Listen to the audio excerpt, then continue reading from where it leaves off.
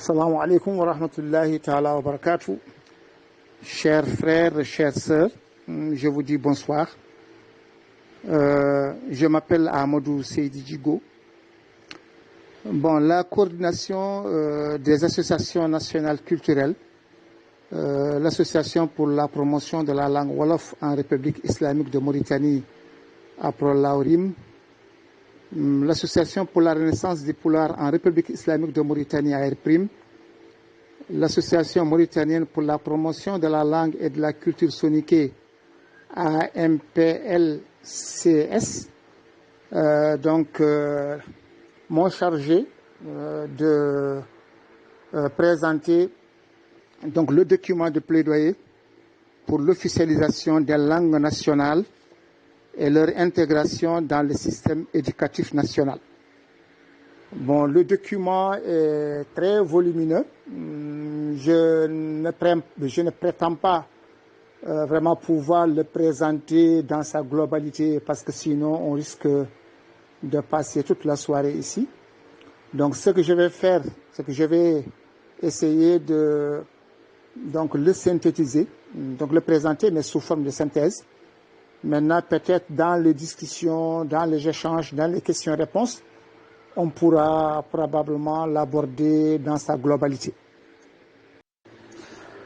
Donc, en guise d'introduction, donc le document donc met en relief un certain nombre d'inégalités politiques, économiques, culturelles et sociales donc que le pays a connu et connaît donc depuis l'indépendance.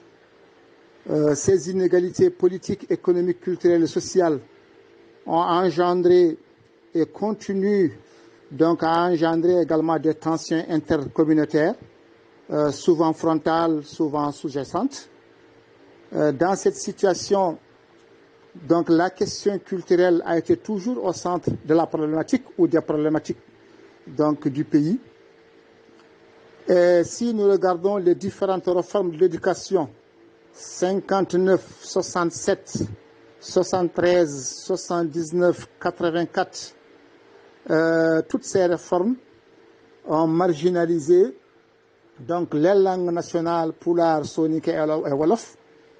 Il n'y a que la réforme de 1999, 79 du moins, qui a introduit les langues nationales Pulaar, Soninké et Wolof, comme langue d'enseignement. L'Institut de langue nationale a été chargé donc de les expérimenter. Vous savez que l'expérimentation n'est pas allée jusqu'au bout parce que ce qui était prévu, c'est qu'à un certain moment, on allait généraliser l'enseignement des langues nationales Pulaar, Soninké et Wolof. Ça n'a jamais vu jour. Bon, pour les raisons peut-être que tout le monde connaît. Le document, il est structuré comme suit. Il y a une introduction, il y a une analyse du contexte donc, et de la justification donc, du plaidoyer. Il y a le résultat de l'expérience de l'Institut des langues nationales. En quatrième point, il y a la vision et vision, objectif, stratégie, donc élaborée par les associations culturelles, donc la coordination.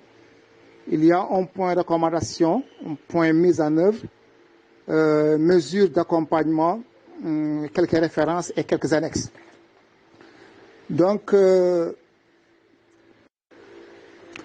c'est dire que les communautés nationales Pulaar, Soninké et Wolof n'ont jamais eu donc cette opportunité de pouvoir évoluer, se développer, apprendre à partir de leur langue, à travers leur langue nationale.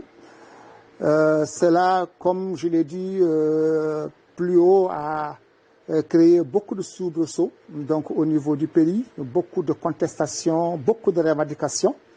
des revendications qui proviennent souvent des partis politiques, qui proviennent de certains mouvements et initiatives.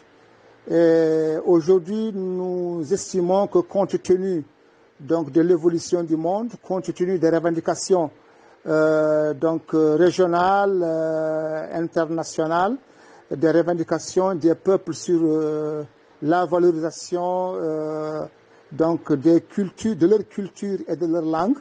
Donc les associations culturelles qui depuis plus de 40 ans ont entrepris des actions de sensibilisation, d'information et d'alphabétisation des populations ont estimé qu'il n'est pas normal que ces langues nationales-là ne puissent pas être officialisées et que ces langues nationales-là ne puissent pas être véritablement intégrées dans le système éducatif national. Donc, pour cela, elles ont estimé qu'il faut donc préparer l'opinion, faire un plaidoyer, le plaidoyer le diriger vers les décideurs politiques en essayant donc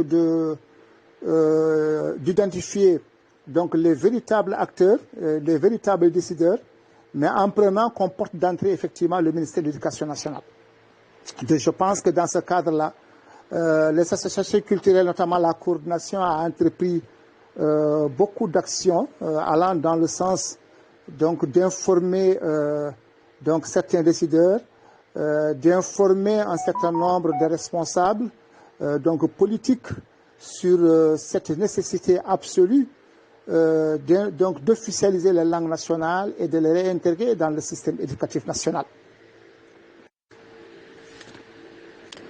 L'article 7 de la Convention internationale sur l'élimination de toutes les formes de discrimination raciale, ratifiée par la Mauritanie le 13 décembre 1988, stipule: les États parties s'engagent à prendre les mesures immédiates et efficaces, notamment dans le domaine de l'enseignement, de l'éducation, de la culture et de l'information, pour lutter contre les préjugés conduisant à la discrimination raciale et favoriser la compréhension, la tolérance et l'amitié entre nations et groupes raciaux ou ethniques, ainsi que pour promouvoir les buts et les principes de la Charte des Nations Unies, de la Déclaration universelle des droits de l'homme, de la Déclaration des Nations Unies sur l'élimination de toutes les formes de discrimination raciale et de la présente Convention.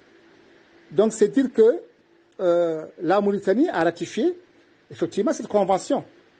La Mauritanie a ratifié cette Convention, donc ça veut dire qu'il ne doit pas y avoir une discrimination basée sur la race, basée sur la langue, basée sur le sexe. Et donc, cette Convention que la Mauritanie a ratifiée est également aussi pour nous un instrument juridique qui nous permet aujourd'hui de revendiquer l'officialisation et la réintégration de nos langues nationales dans le système éducatif mauritanien. L'autre élément aussi,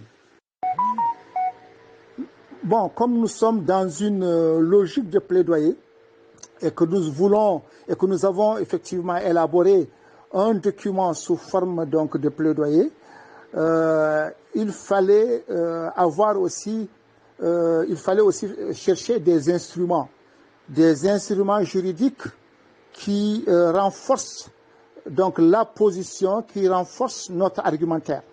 C'est dans ce cadre-là que dans le document, un certain nombre d'instruments nationaux et internationaux ont été listés pour donner plus de fondement à notre plaidoyer. Le premier instrument qui a été cité, c'est la loi numéro 61095 du 20 mai 1961, modifiant la loi du 22 mars 1959 portant constitution de la République islamique de Mauritanie, qui dit à l'article 3 que la langue nationale est l'arabe, la langue officielle est le français. Donc ça, c'est vraiment un élément qui montre que, au moins à ce niveau-là, nos langues nationales n'ont pas été effectivement considérées comme étant donc des langues nationales. La Constitution de la République islamique de Mauritanie du 20 juillet 1991 stipule à son article 6 que les langues nationales sont l'arabe. Donc, pour donner plus de valeur et de poids à notre argumentaire, donc à l'argumentaire de notre plaidoyer, un travail donc de recherche a été fait pour un peu donc ressortir un certain nombre d'instruments juridiques et qui donnent foi donc au plaidoyer que nous voulons faire.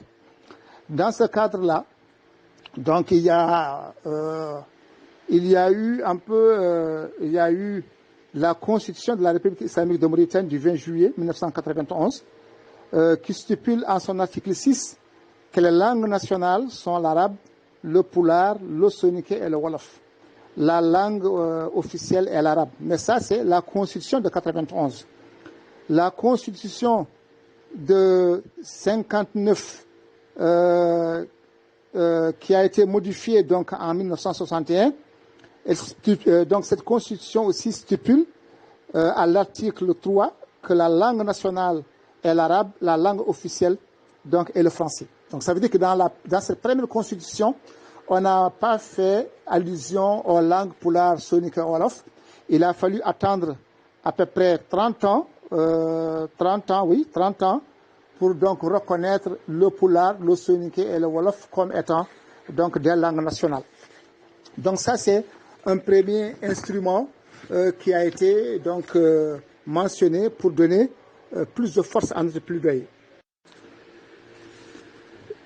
Le dernier élément que je vais évoquer, c'est la visite du rapporteur spécial sur les formes contemporaines de racisme, de discrimination raciale, de xénophobie et de l'intolérance, de l'intolérance qui est associée, Doudou Diène, du 20 au 24 janvier 2008, et celle de son successeur, Moutouma Ruter, du 2 au 8 septembre 2013, à l'invitation du gouvernement mauritanien, se sont conclus par la recommandation portant du constat que les politiques linguistiques ont contribué à polariser les différentes communautés.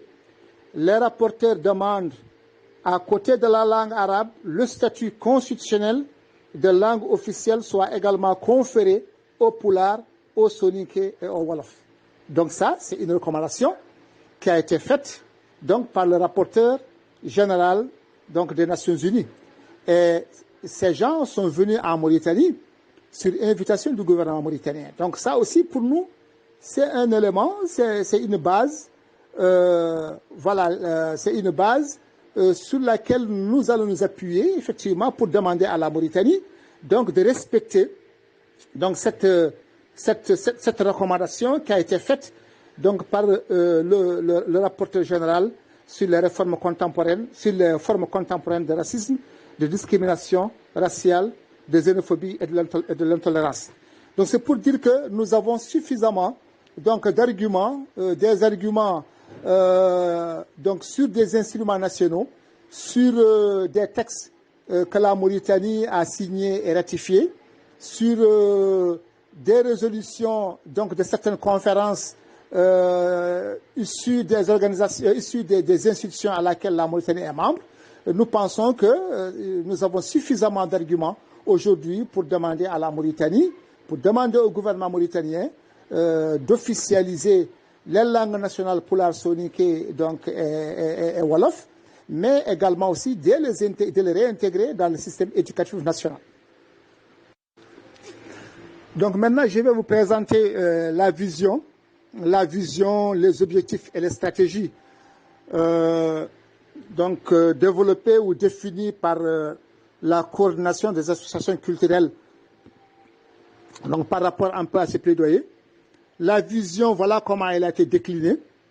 La vision que les associations culturelles ont de l'école mauritanienne est qu'elle soit une école à même d'assurer une démocratie fondée sur la synthèse de nos diversités complémentaires et inspirée des valeurs de paix, de tolérance et de consensus et qu'elles produisent un Mauritanien de type nouveau. Et la vision,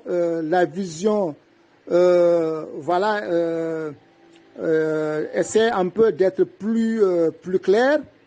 Donc de type nouveau, enraciné dans les valeurs socioculturelles spécifiques ou communes aux différentes communautés mauritaniennes ou celles qu'elles ont en partage.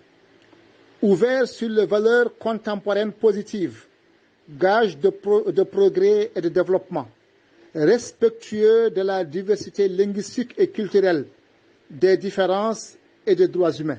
Donc voilà un peu la vision de la coordination des associations par rapport à l'école qu'elle propose. Donc je vais reprendre pour que ça soit plus clair.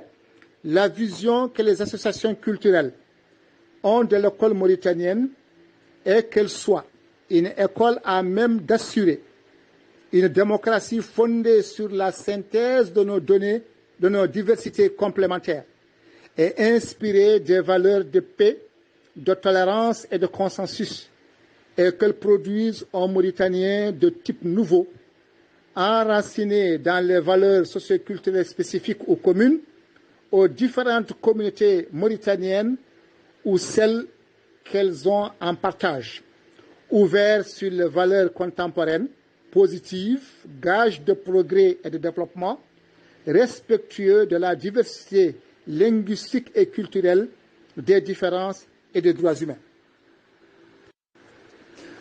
Maintenant, par rapport à l'objectif du plaidoyer, l'objectif a été libellé ainsi pour une officialisation immédiate des langues nationales Pulaar, Soninké et Wolof et leur réintégration dans le système éducatif. Je reprends, pour une officialisation immédiate des langues nationales Pulaar, Soninké et Wolof et leur réintégration dans le système éducatif. Donc je pense que la vision est claire. Ce que les associations culturelles nationales proposent comme type d'école, donc pour la Mauritanie, et également aussi ce que ces associations donnent comme objectif ou se donnent comme objectif par rapport un peu à ce plaidoyer-là.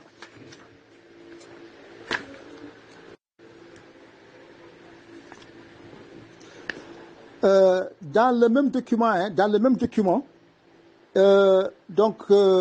y a eu aussi une proposition de durée des cursus et croisement des langues.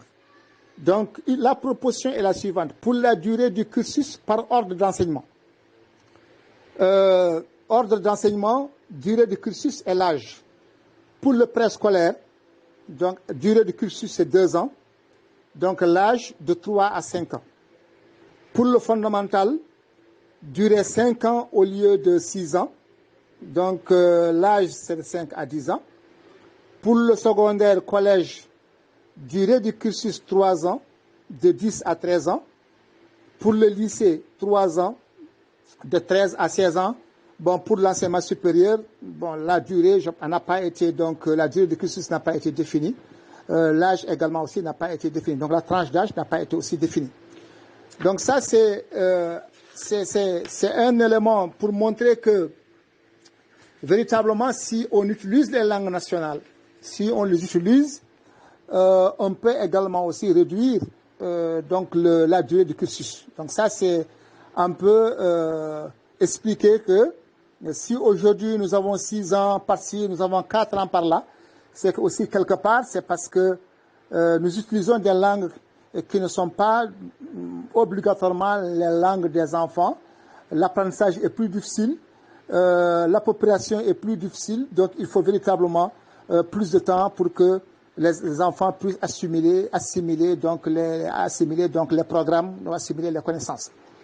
Maintenant, voilà comment l'introduction des langues, l'introduction croisée des langues donc a été proposée dans le document. Par rapport au préscolaire, donc par rapport au préscolaire, on va tout simplement travailler sur deux langues. La langue nationale, la langue maternelle de l'enfant, qu'on appelle la langue 1, langue nationale 1, c'est la langue maternelle de l'enfant. La langue nationale 2, c'est une langue seconde. Donc l'enfant au préscolaire va apprendre donc sa langue. Il va également, en plus de sa langue, apprendre une autre langue nationale. Ça peut être le pulaar. Si par exemple, si l'enfant est pulaar, il peut prendre comme langue seconde le wolof ou le soninké ou l'arabe. S'il est soninké, voilà, donc sa langue nationale première, c'est le soninké. Sa seconde langue peut être soit le pulaar, soit le wolof, soit l'arabe. S'il est wolof, aussi même chose. S'il est aussi arabe, donc même chose. Donc au niveau donc, du préscolaire, c'est deux langues. Langue nationale 1 et langue nationale 2. Maintenant, à partir du fondamental, la première année, donc nous allons, l'enfant va donc utiliser sa langue maternelle. On va adjoindre à la langue maternelle donc une langue seconde parce qu'il l'avait fait au préscolaire. Plus maintenant, on va introduire la langue 3. La langue 3 ici, c'est le français. Donc c'est valable pour tout le fondamental, première année, deuxième année, troisième année, quatrième année, cinquième année, parce que la sixième année a été supprimée, parce qu'on estime qu'en 5 ans, si les enfants sont enseignés dans leur langue maternelle, ils peuvent très facilement donc aller au collège. Voilà, donc on a la possibilité de réduire donc, le cursus d'une année. Voilà, donc ça c'est par rapport au fondamental. Maintenant, à partir du collège, donc les enfants, s'ils sont pulaar, soninké, wolof, arabe, donc ils ont leur langue maternelle, ils ont la langue seconde, donc la seconde langue, ils ont la langue 3, qui est la langue française, et on introduit une quatrième langue qui est la langue anglaise, donc qui est l'anglais. Donc à ce niveau-là, donc c'est à la fois la langue nationale, c'est à la fois la langue seconde qui est l'une des langues nationales, plus le français qui est la langue 3 et plus l'anglais. Donc ça c'est valable donc de la première année collège, deuxième année collège, troisième année collège, quatrième année donc la première année lycée, la deuxième année lycée, donc la troisième année lycée. Donc c'est pour dire que voilà, le croisement, l'introduction et le croisement des langues donc se fera donc ainsi. Préscolaire c'est 2 langues. À partir donc du fondamental, c'est 3 langues. À partir du collège, 4 langues. Le lycée aussi, 4 langues. Donc ça, c'est vraiment une proposition qui a été aussi faite donc, par les associations culturelles pour montrer que voilà, les enfants sont nos enfants, les enfants mauritaniens.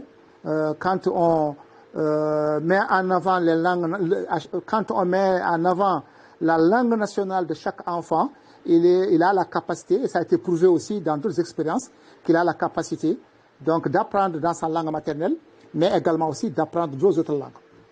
Donc ça, c'est vraiment par rapport à l'introduction croisée des langues nationales. En plus de cela, donc au niveau africain, l'Union africaine a adopté en 2006 les statuts de l'Académie africaine des langues, donc à Calan, et le lancement des activités pour l'enseignement et la recherche dans 41 langues transfrontalières, dont les 4 langues nationales mauritaniennes, donc le pulaar, le soninké, le wolof et l'arabe, sur lesquelles seront axées les études dans les 10-15 ans à venir, et le lancement donc des 12 premières commissions de langues transfrontalières véhiculaires, dont celle du pulaar. Ça veut dire aussi qu'au niveau donc africain, il y a eu aussi tout un travail qui a été fait vraiment pour un peu donner aussi plus de légitimité, pour aussi valoriser donc les langues africaines, parce que les gens ont compris que les langues africaines doivent aussi avoir de la place donc, dans le développement du continent.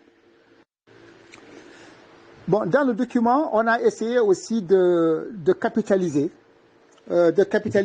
donc les résultats de l'expérience de l'Institut des langues nationales.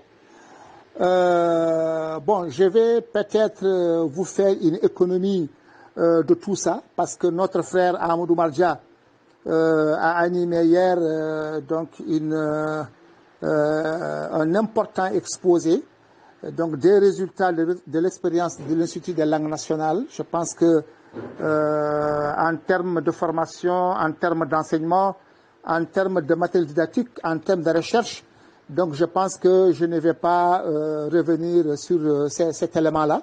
Mais c'est important de comprendre que dans le document, la capitalisation de l'expérience de l'Institut des langues nationales donc a été intégrée au document parce que c'est un plaidoyer.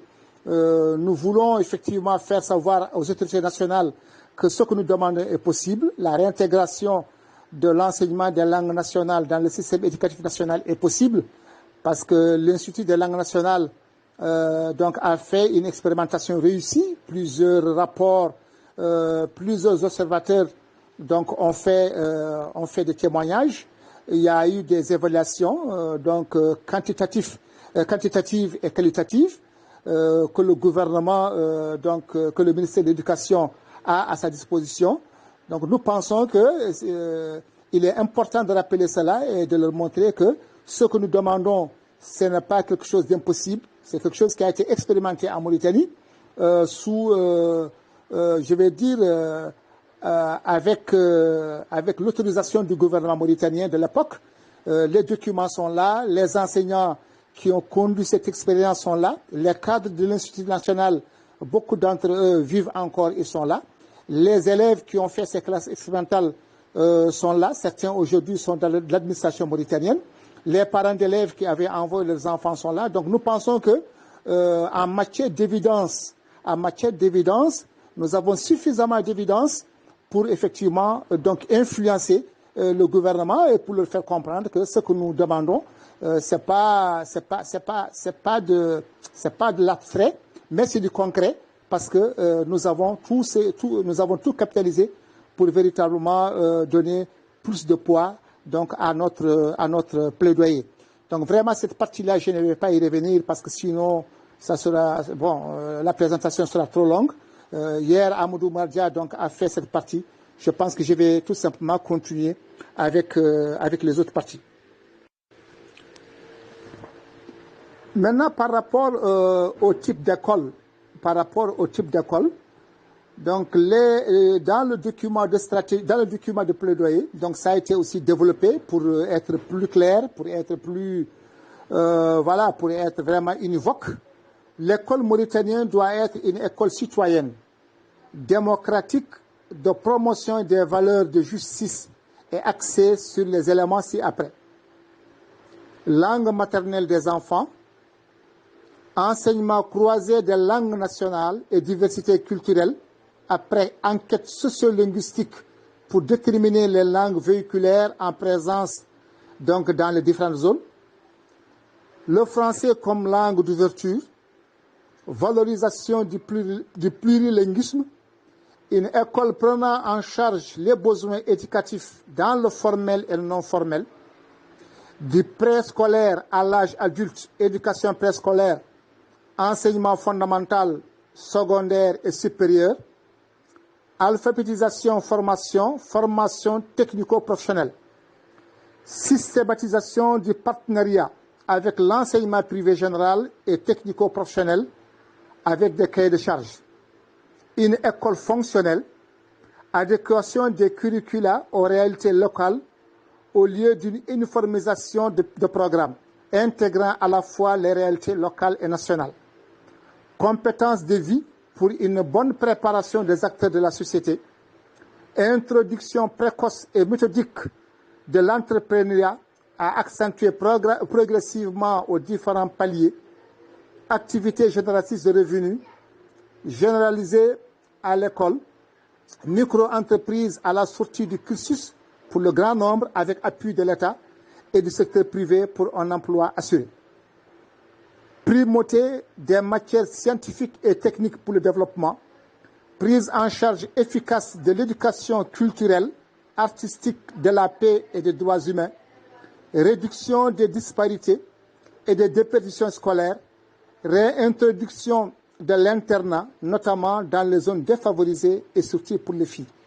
Donc, le type d'école a été clairement donc défini avec donc des éléments voilà, qui un peu concourent donc à ce type d'école donc les associations proposent donc pour les enfants mauritaniens. Le document également aussi prévoit un certain nombre de mesures d'accompagnement, donc des mesures d'accompagnement d'ordre général. Il faut dire que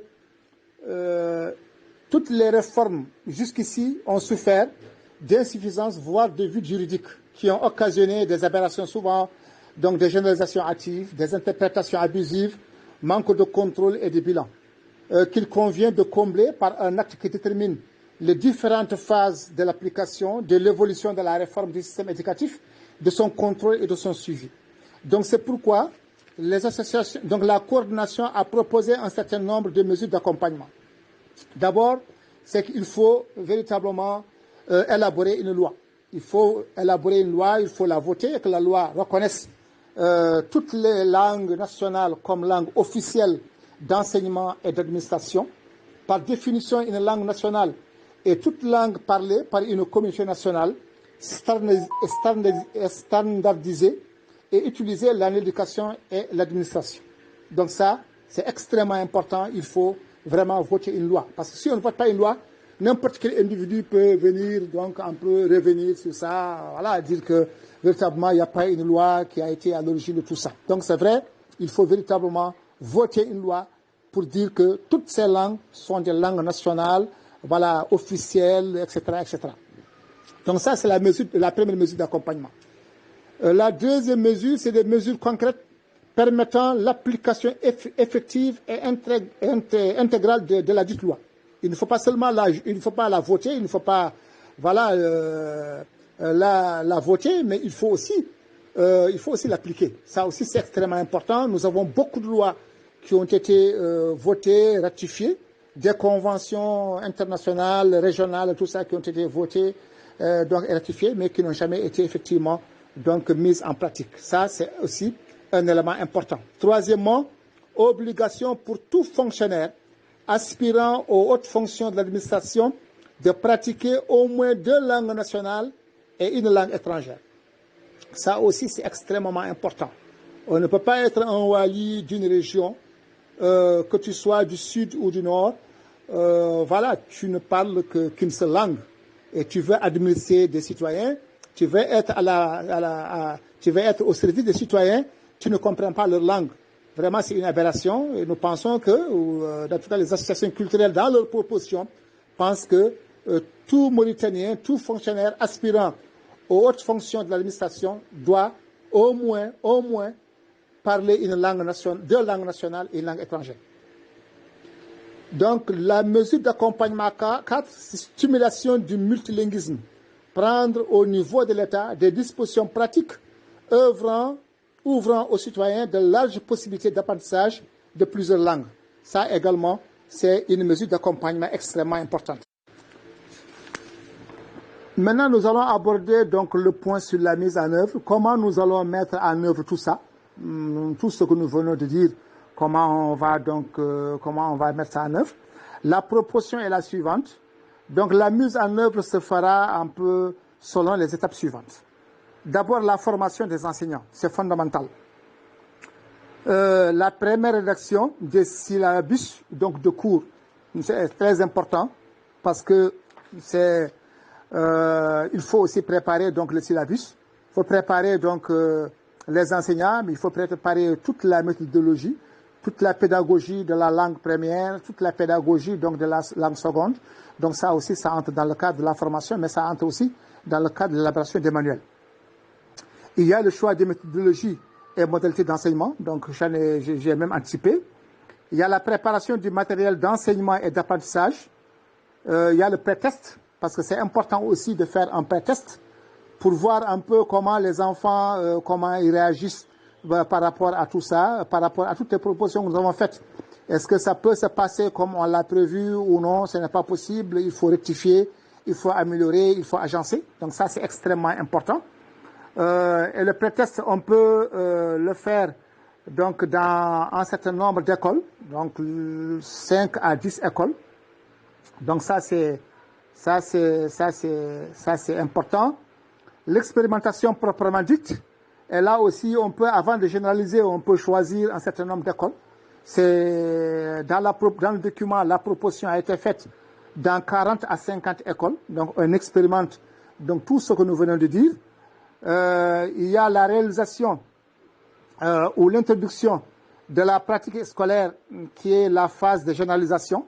Ça aussi, c'est important parce qu'après l'expérimentation, il faut évaluer pour voir un peu qu'est-ce que ça a donné. Est-ce que par rapport à ce qu'on cherchait, ce qu'on visait, est-ce qu'on a atteint ça ou est-ce qu'on n'a pas atteint ça? Si on pense que c'est concluant et qu'il est possible de généraliser, donc on généralise. Le contrôle de qualité ou bilan général qui permet de mettre en évidence donc les zones de succès et d'échec, d'indécision et de résistance. Je pense que c'est ce que j'avais dit donc tantôt. Il faut aussi donc voir aussi la qualité de la réalisation donc des curricula, les causes des variations, donc c'est visiter les opportunités d'amélioration, les mises en évidence, etc. Donc chacune de ces étapes est accompagnée d'évaluations, de remédiations autorisant à passer de manière méthodique donc d'une étape donc à une autre, donc à l'étape suivante, etc., etc. Donc ça aussi c'est une proposition qui a été faite pour dire voilà comment nous pensons qu'il faut mettre en œuvre tout ça. Donc mes très chers frères et mes très chères sœurs, voilà un peu la synthèse de ce document plaidoyer pour l'officialisation de nos langues nationales Pulaar, Soninké et Wolof, donc au même titre que l'arabe, et leur réintégration dans le système national, dans le système éducatif national, donc au même titre que l'arabe. Le document doit être disponible, bon, peut-être pour tous ceux ou pour toutes celles qui veulent vraiment le lire donc dans son intégralité. Ils peuvent, ils ou elles peuvent se rapprocher des responsables des associations culturelles, donc surtout de la coordination. Comme ça, je pense que ils ou elles pourront avoir le document, le lire, l'exploiter davantage. Pour véritablement mieux le comprendre, mieux donc se l'approprier. Donc voilà un peu ce que m'avait demandé de faire. C'était de faire une synthèse, une présentation.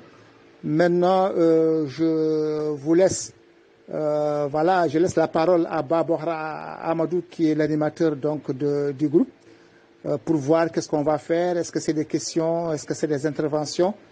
Voilà, donc je vous remercie beaucoup pour votre aimable attention. Merci. Cinquièmement, encadrement au secondaire et à l'université des langues nationales Pulaar, enseignement au secondaire et à l'université des langues nationales Pulaar, Soninké, Wolof comme matière. Sixièmement, introduction d'une épreuve en langue nationale dans tous les examens et concours de l'enseignement général et professionnel. Septièmement, délivrance de diplômes en langue nationale à la fin de chaque cycle d'enseignement. Ces diplômes donneront les mêmes droits et les mêmes avantages dans toutes les langues nationales, Pulaar, arabe, Pulaar, Soninké et Wolof. Huitièmement, ouverture de sections de langue nationale dans les écoles de formation, école normale des instituteurs, école normale supérieure, École nationale de l'administration du journalisme et de la magistrature, etc. Et des sections de traduction des langues nationales à l'ENA et à l'université. Des services de traduction en langue nationale seront créés à tous les échelons de l'administration. Donc ça, c'est vraiment les mesures d'accompagnement. Je pense qu'il reste une mesure d'accompagnement. C'est l'utilisation exclusive des langues nationales dans le préscolaire comme préalable indispensable à la formation du jeune être.